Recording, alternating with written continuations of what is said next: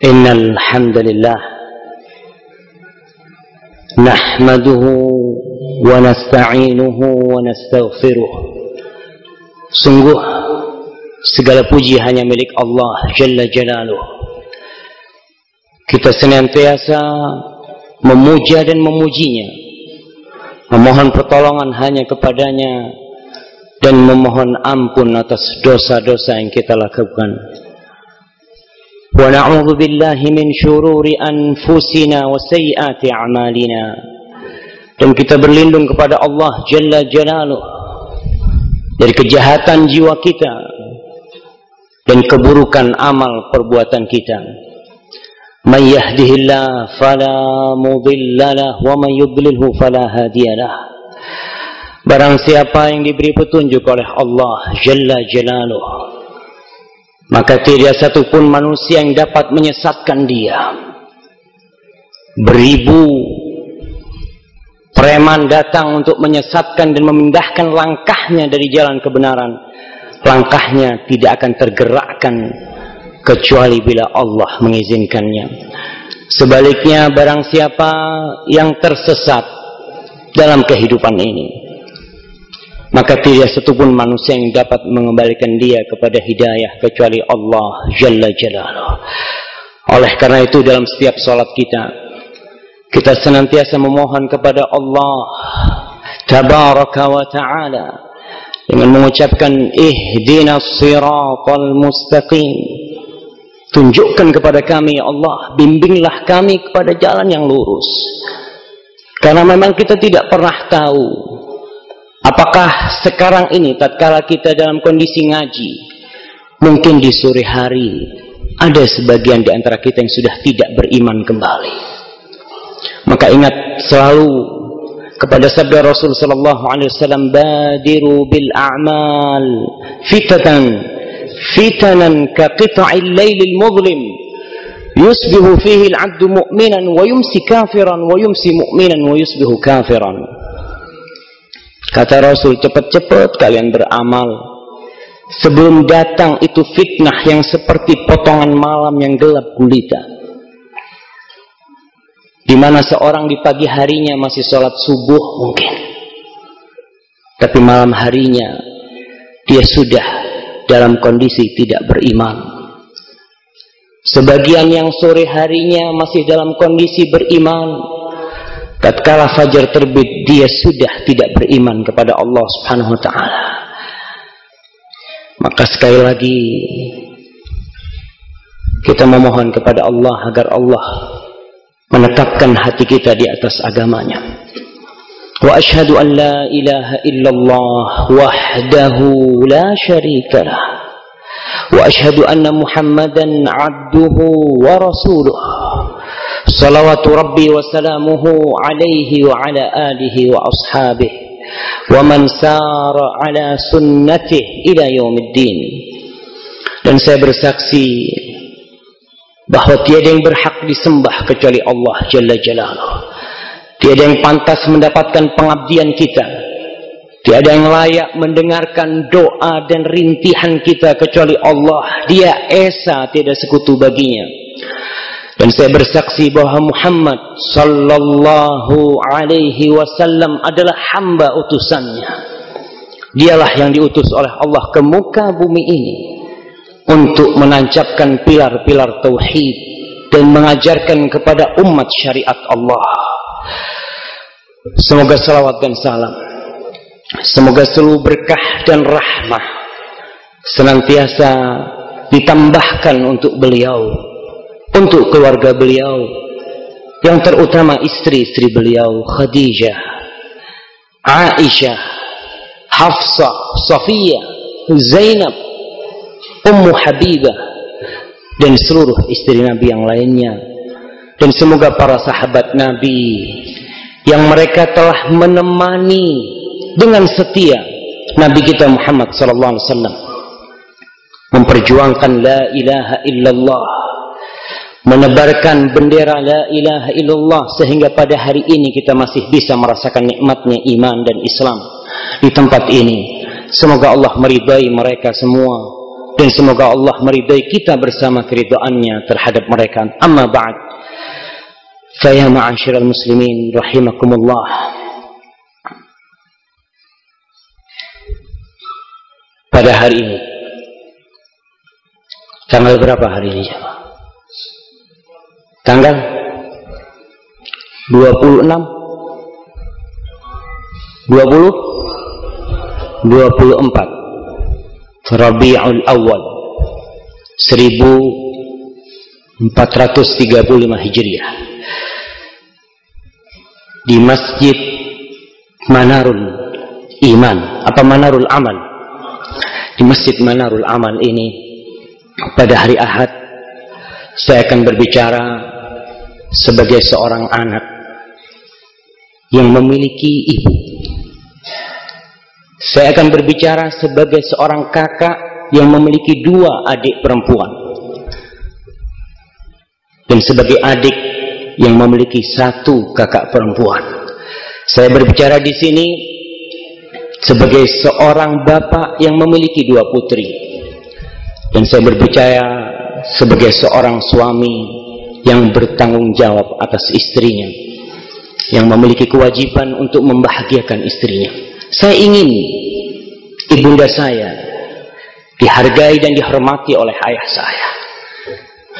Saya ingin kakak saya disayangi dan dihormati oleh suaminya.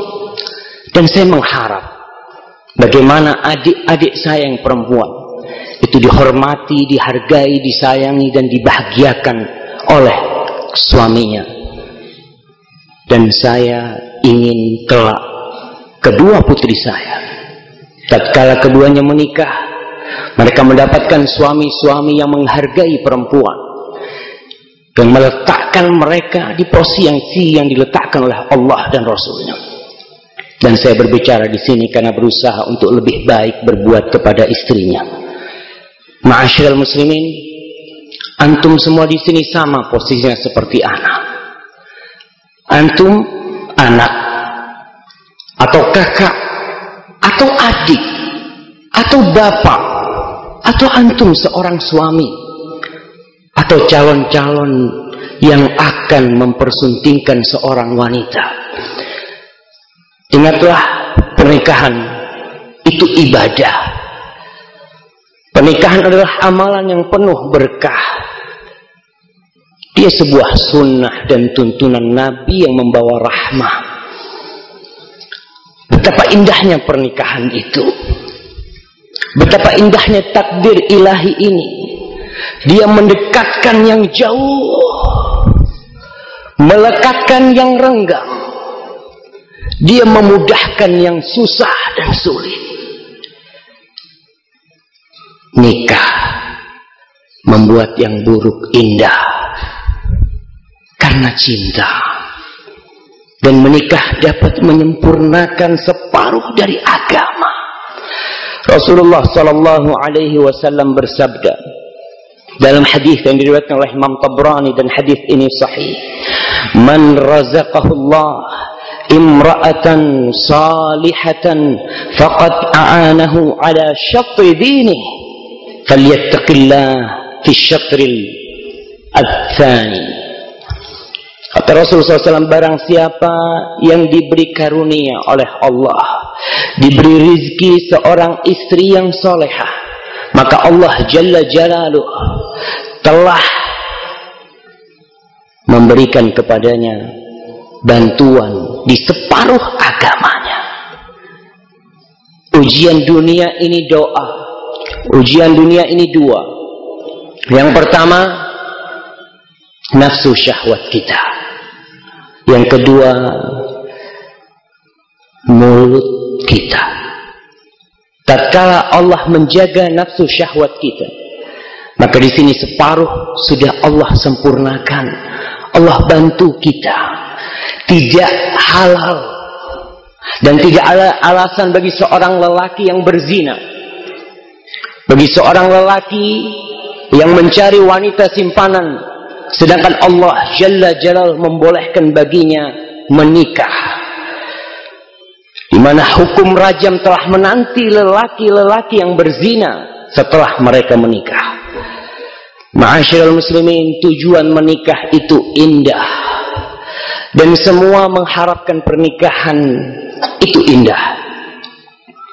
Allah Jalla Jalaluh mengatakan tentang tujuan pernikahan ini dalam firman-Nya di surah Ar-Rum ayat 21. Wa min ayatihi an khalaqa lakum min anfusikum azwajan litaskunu ilaiha wa ja'ala bainakum mawaddatan wa rahmah inna fi dzalika laayatin liqaumin yatafakkarun. Dan dari tanda-tanda kekuasaan Allah, Allah memiliki tanda kekuasaan yang banyak. Allah mempunyai tanda-tanda kebesaran yang tak terhingga, dan di antaranya Allah menjadikan bagi kalian pasangan-pasangan dari diri kalian. Untuk apa tujuannya? Litaskunu ilaiha, agar kalian merasakan sakinah, agar kalian merasakan ketentraman, kebahagiaan. Wa ja'ala bainakum mawaddatan wa rahmah, dan Allah jadikan di antara kalian mawaddah, cinta dan kasih sayang. Sesungguhnya pada yang demikian itu terdapat tanda-tanda Allah bagi kaum yang berfikir. Namun ternyata air laut tidak selalu tenang. Bahkan kadangkala seorang istri, seorang wanita yang menikah dengan mengharap bahagia, ternyata pernikahannya membawa petaka. Seorang wanita yang berharap pernikahannya dengan seorang lelaki, seorang akhwat, menikah dengan seorang ikhwan, dengan harapan dia membangun sebuah surga di rumahnya, ternyata rumahnya menjadi neraka. Detik-detik timer bom waktu itu terus bergulir, berputar, sampai tatkala datang masa nol, boom, rumah yang dibangun hancur berkeping-keping. Dikarenakan kebahagiaan itu sudah hilang dari rumah itu. Permasalahan yang silih berganti, kegundahan yang tiada henti, keharmonisan yang telah mati, cinta yang hilang dari hati, kasih sayang telah berganti, derita yang pedih dan nyeri. Kemana kadangkala wanita itu harus pergi? Kemana? Kadangkala dia berkata, andai aku tidak menikah dengannya. Iya, mungkin sebagian dari kita, sebagian dari ukhti-ukhti kita, mereka berkata tatkala kapal yang ditungganginya sudah tidak lagi layak untuk ditempati, dia kadangkala berkata, andai aku tidak menikah dengannya. Berandai-andai bukanlah jalan atau solusi. Bahkan dia adalah membuka pintu setan. Tapi sudahlah, yang terjadi harus dihadapi dengan berusaha, berikhtiar, berupaya, dan berdoa kepada Rabbi serta menata hati. Hari ini saya hendak berkata kepada para suami, nah, kajian ini pada dasarnya khusus untuk kaum lelaki. Dan kehadiran bapak-bapak di sini membuat saya bahagia. Karena antum semua adalah nahkoda. Antum semua adalah pemimpin. Ada sebuah ayat. Ayat ini menjadi senjata bagi kaum lelaki. Yang mungkin yang perlu saya tanya adalah ibu-ibunya. Tapi saya tanya, apa ayat itu? Angkat tangan. Yang sering mengatakan ayat itu di rumahnya, angkat tangan. Apa jemaah?